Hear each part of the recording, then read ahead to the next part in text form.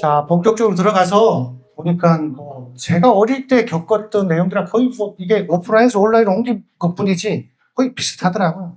이제 사이버 빌링이라고 하는데, 사이버 폭력이란 뭔가 보면은 메일, 메신저, SNS 등 정보 통신망을 이용해서 개인이나 집단이 특정 일을 의도적이고 지속적으로 괴롭히는 모든 행위를 사이버 폭력이라고 해요. 유형을 보면 언어폭력, 따돌림, 성폭력, 스토킹, 갈취, 강요 유형. 그 유형이랑 예시를 좀 살펴보면, 언어폭력은 욕설, 조롱, 악성 댓글을 반복하는 행위. 그 다음에 따돌림, 이거는 단체 채팅방에 배제, 집단 공격하는 행위. 그다음에 사이버 성폭력은 성적으로 모욕하거나 촬영된 영상물을 유포, 그 다음에 딥페이크도 마찬가지, 제작, 유포, 시청, 소지, 모든 행위를 사이버 성폭력이라고 해요. 그 다음에 사이버 스토킹, 이것도 반복적 문자, 음성, 영상으로 공포, 불안 이런 걸 유발하는 모든 행위를 통틀어서 사이버 스토킹. 요즘 스토킹 범죄에 대한 일반 처벌 조항도 많이 세졌어요. 그 다음 이제 사이버 갈취 강요, 요거는 말 그대로 오프라인에서 온라인으로 옮겨놓은 거예요.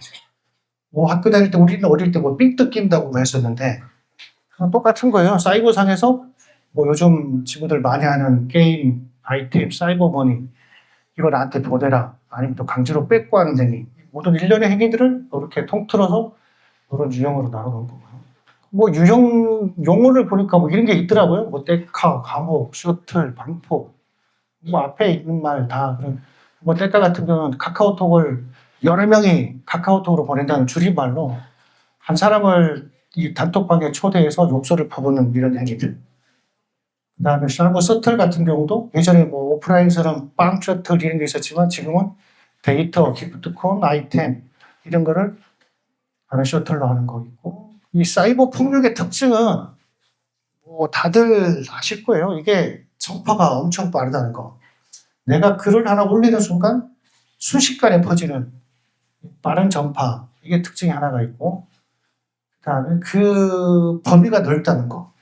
지금 여기서 내가 카톡에다 뭘 올렸지만 0.01초 다음 세계 저쪽 미국에서도 볼 수 있는 거고, 빠른 전파랑 광범위한 전파랑 비슷하게 하지만 이게 넓이 쪽으로 보다 보니까 이렇게 나눠질 거고, 그 다음에 이게 가장 안 좋은 거예요. 이게 사이버 폭력은 사라지지가 않아요.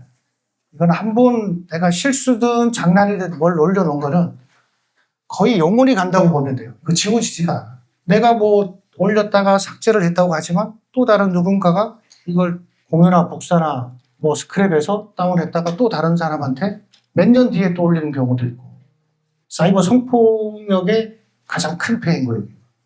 명심들 좀 하시고, 이런 부분은.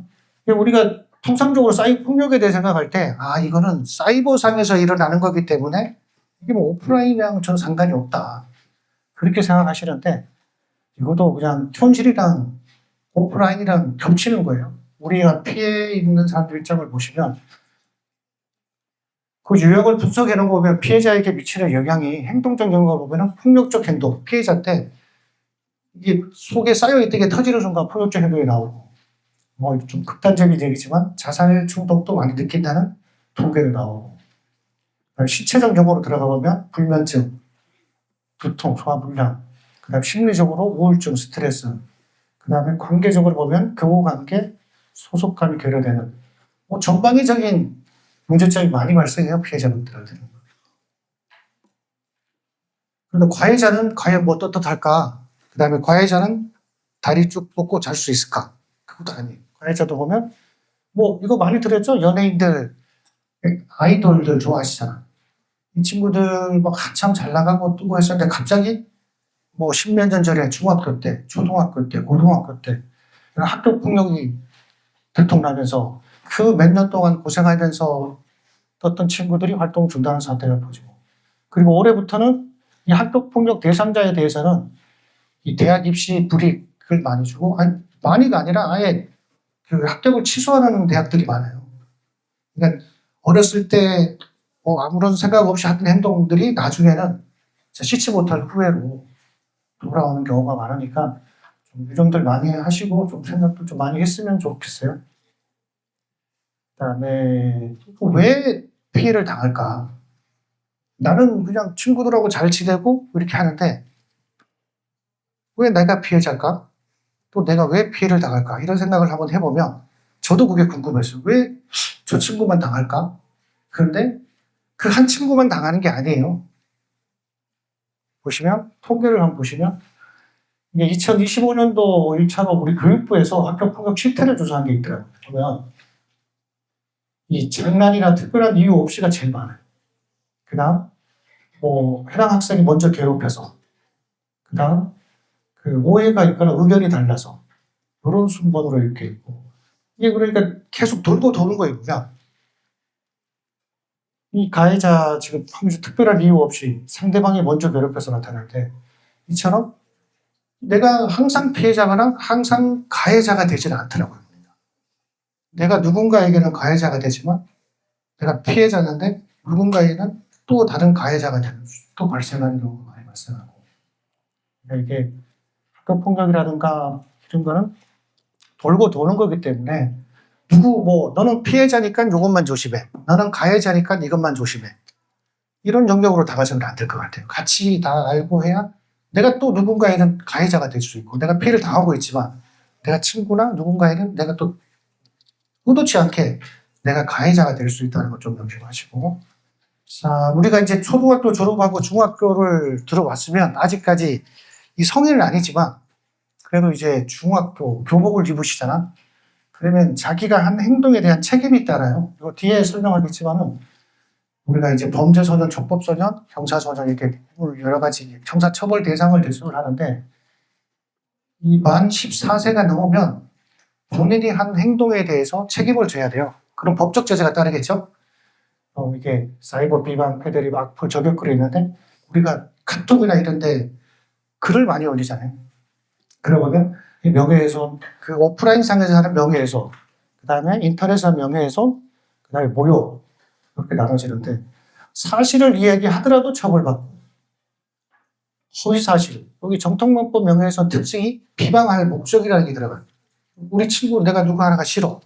근데 이 친구 비방할 목적으로 막 없는 사실을 저 친구 어디 불량 애들하고 논다 이런 식으로 실제가 아닌데 비방할 목적이 들어가면 더 중한 처벌을 받는다는 걸 하는 뜻이고 사실을 이거 사실이야 팩트야 팩트인데 뭐 얘기해도 괜찮겠지 그거는 크게 잘못된 생각 팩트를 이야기해도 처벌을 받아요.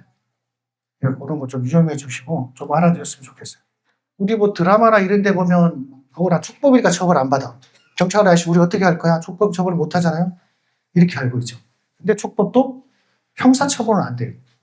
하지만 이 보호 처분에서 만 10세 이상이 되면 여기 보이시죠? 1호부터 10호까지가 있는데 8호부터는 소년원에 들어가게 돼 있어요. 10세 이상이 되면 행위가 좀 중하다 생각했을 때는 소년원에 다 들어가요. 물론 이제 10세 미만, 여기 10세 미만 없잖아요. 본인들 다 여기 촉법소년에 해당되는데 물론 이제 2학년, 3학년이 되면 범죄소년 넘어가겠죠. 범죄소년은 그냥 일반 성인이랑 같아요. 처벌하는 게. 자기가 무슨 한 행동에 대해서는 반드시 책임이 또 따라붙는다는 걸 좀 명심했으면 좋겠어요. 자, 이게 우리 경찰에 사용하는 우리 범죄경력자료표라고 하는 건데 그 14세 이상이 되면 조비대 범죄경력자료표에 다 자료가 나올 거예요. 근데 촉법소년은 이런 식으로 수사경력자료로 계속 씻을 수 없는 주원글씨로 남아서 도니까 이런 거를 좀 깊이 새겨야 돼요. 자, 이게 예방 원칙. 가해자나 피해자나 같이 생각을 해야 된다. 나는 가해자 틀, 나는 피해자 틀. 이런 틀로 그냥 나누는 게 아니라 같이 우리가 생각을 해야 될 부분이 사이버 공간에서 욕설, 비난, 따돌림 행위를 절대 하지 않는다.